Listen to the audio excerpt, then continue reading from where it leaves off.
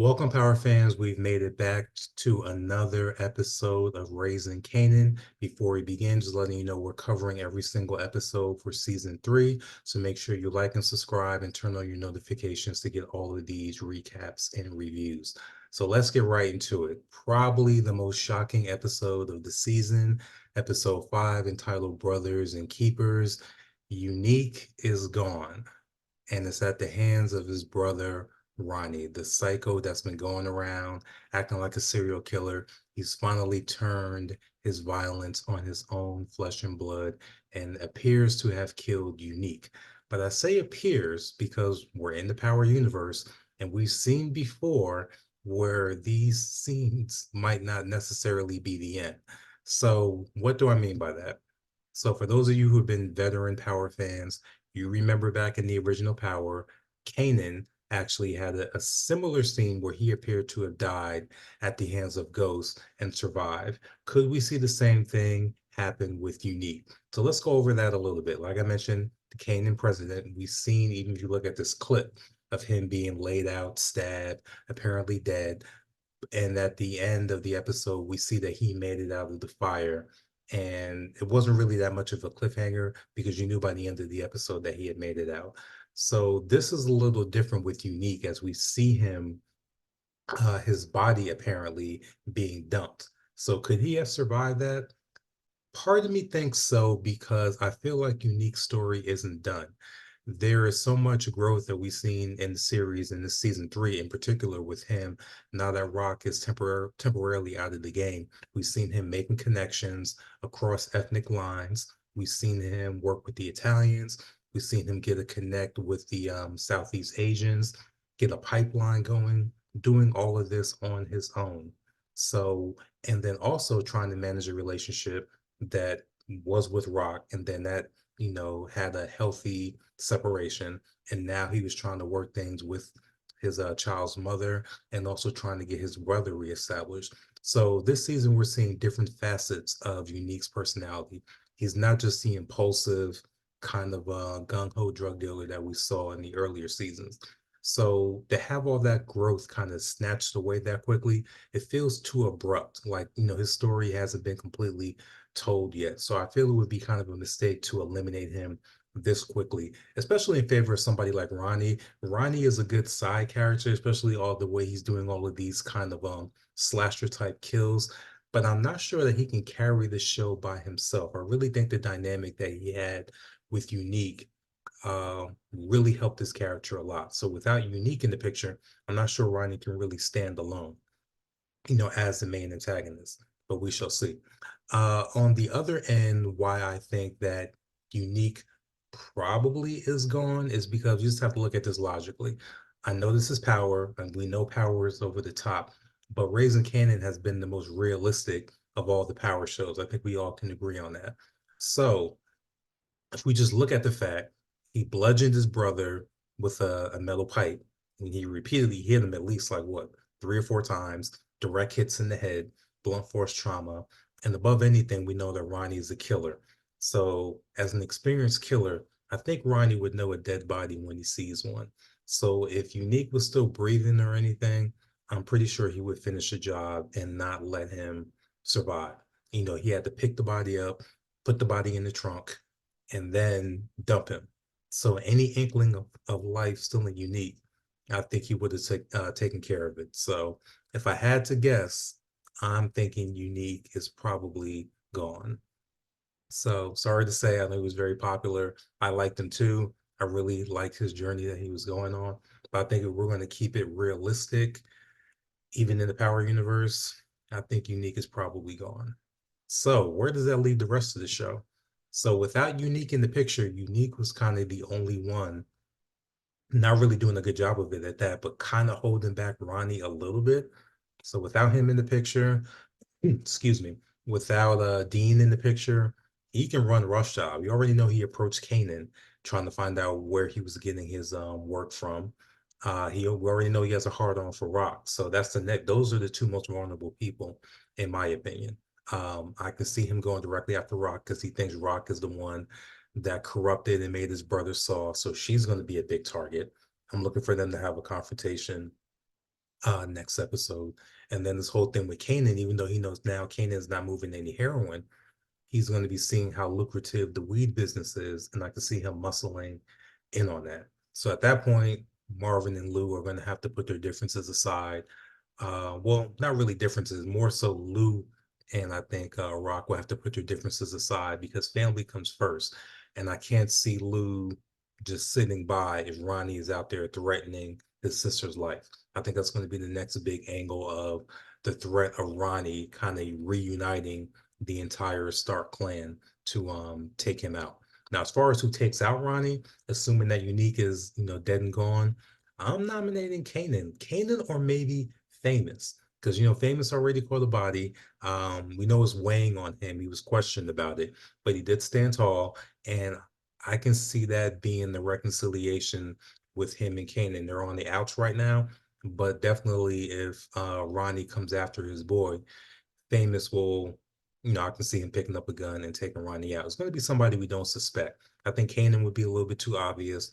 Rock would be a little bit too obvious too, along with the brothers because they're already in the game. So I think somebody like Famous taking out Ronnie, someone he completely wouldn't give a second thought to, would be, kind of poetic justice. So we'll see where that goes. But expect Ronnie to be running rush shot, as Rock had put it, a bull in the china shop, at least for the next probably until the finale, honestly, because we're already at the midpoint. So you're going to get at least 3 or 4 episodes of him just wrecking shop and um, running rush shot over everyone. I want to see what happens with him and Juliana, though, because Juliana was the one that kind of put the seed in his mind that if Unique is out the picture, we can work together. So I'm expecting him to come back to her, being like, hey, Unique is gone. Help me out with this product. But Juliana's not in a good spot either, because I already told you that Rock doesn't respect her. And if she finds out that Juliana is backing Ronnie and in turn is responsible for Unique being killed, I can see her definitely wanting to get revenge for Unique and taking out Juliana. They already have unfinished business. And even in Juliana's case, her brother doesn't support working with Ronnie. So if her brother finds out about that, would he be willing to take out Juliana? I don't think so, but he's going to at least sit her down. You can't trust somebody like Ronnie either. So I wouldn't put it past him to betray Juliana either. She's really way over her head with someone like Ronnie. So expect that to come back on her as well. She's another one I don't think is going to make it out of this season. Uh, Another big development we saw is really when you're looking at Lou and Rock. I'm feeling like they should have a reconciliation pretty soon. But what I thought was interesting is that this episode we saw really how much of a terrible person Rock can be, because here she is trying to get out of the game, trying to establish her own business, and she's running into all these problems. You have the corrupt cops that are trying to extort her. You have Unique and other people around kind of still enticing her, showing her about this easy money that she can make. And when Marvin comes by and says, hey, we need you to come by and support the family, she's like, oh, the hell with Lou. I don't give a damn about him. I'm not trying to support anything that he's doing.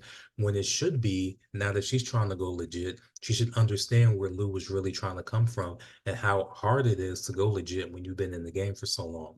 But she's like, she's so still angry at him. She can't even see that at this point. But to her credit, she was trying to go to the event at the open mic at the end of the episode before the police picked her up. So it seemed like she kind of softened her stance a little bit. So I do see a reconciliation coming with them.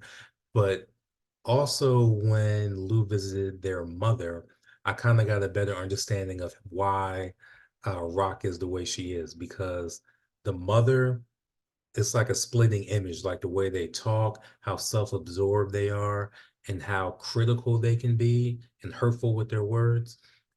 They sound almost exactly the same, So I almost can't blame Rock for the way she is, because she's just like her mother that we saw with that interaction between Lou and the mother towards the end of the episode when he was coming to pick up the records. They're almost exactly the same.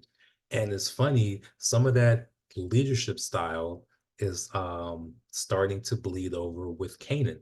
Look at the way he was talking with Famous. He was like, I can't have your, your stupid ass messing up my business. Just the way he was talking with Famous is not the way you talk to a friend, number one. And even if you're not friends, you don't talk to an employee like that either. Just completely demeaning and dismissive.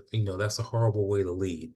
And or especially even talk to your best friend like that. But he sounds exactly like Rock talking about Kanan. So, all that is bleeding over, and it's like, can you blame him? He's his mother's son. So all that is, we're seeing all the parallels between the grandmother, Rock, and then Kanan. Just the way they talk to people is all mirroring each other. So um we'll see where things go with Kanan and Famous. I like that Famous is getting back to his main skill, which is actually rapping. There is some improvement. I'm gonna call the song Where They At because we didn't really get an actual title, but that was the chorus. The chorus was very infectious, got the crowd involved. We know how important choruses are to rap music. So Famous has improved because before he had the bars, but he didn't have the song structure together. So it seems like he's been taking all that time where we just thought he was being lazy, sitting in the house getting high, but he has been working on his music. So the music does sound a little bit better. We'll see where things go with that. I do think eventually, maybe not this season, but I'm seeing Famous doing a guest verse for Jukebox Group at some point. That was very, that's big now. Rappers doing verses on R&B songs. So I see that happening eventually, and I think that's going to be a really cool moment. But speaking about that group, Aisha is kind of the odd woman out. She's not getting the steps down. The manager is on her, and now we see a budding romance between Jukebox and Iesha going on. This is a very different dynamic from Jukebox's previous girl. Aisha's a little not as assertive, but Jukebox is very comfortable with her. She basically came out to her, without any prompting. And I think what really endeared Jukebox to her was that Aisha had no judgment. She was like, "Oh, that used to be your girlfriend? Oh, that sounds good." Had no problem with it, didn't look at her funny. And that's something that Jukebox really hasn't had a lot of, in her life. So I can see a romance going in there, but the problem is going to be the manager. If the manager gets any wind of that, she's going to shut that down probably immediately and probably threaten to throw Aisha out of the group. So how is Jukebox going to handle that? But I do think Jukebox has a little bit of leverage in the fact that she is clearly the best singer in the group. Doesn't, might not have the looks as the tomboy, but having that voice and being probably the tomboy makes her unique. So I think she has a little bit of leverage there where the manager kind of needs her in the group, because she's a singer, she's the voice. Got to have that in any girl group. So I think that's going to give Jukebox a little bit of leverage, but I'm still looking at this whole thing with Aisha having this pill problem. I don't think they're going to go the same route of an overdose again, where another girlfriend dies from that, if they do hook up. But I'm looking at possibly Jukebox getting addicted some type of way. That's where I think the downfall will happen with this. But so far, so good. Overall, things are going really good with that storyline, which means it's going to turn into a disaster at some point. So I am a little worried about Jukebox because, she has a healthy relationship now with her dad. The music is going good. And, in Power, no one has happiness for too long. So enjoy it while you can, Jukebox. We'll see what happens with that. So that pretty much covers all the main points. The big thing is Unique, whether Unique is alive or dead. Let me know what you think. And do you think the show is worse off if Unique is dead? Or do you think the show is worse off if he comes back and is not really dead? Do you think that takes away from the realism of the show if he shows up, with an eye patch in episode 8 or 9 looking for revenge on Ronnie and saves Rock at the last minute or something like that? Does that take away from the realism of the show? Is it better that Unique stays dead as we think he might be from the ending scene? So let me know what you think. I'll be back to cover episode 6 next week. I think things are up from here. I'm expecting a very fast pace. We still have all the things going on with Detective Howard. Eventually, he's going to get found out, I believe. So, second half of the season is going to be a lot of pressure on him.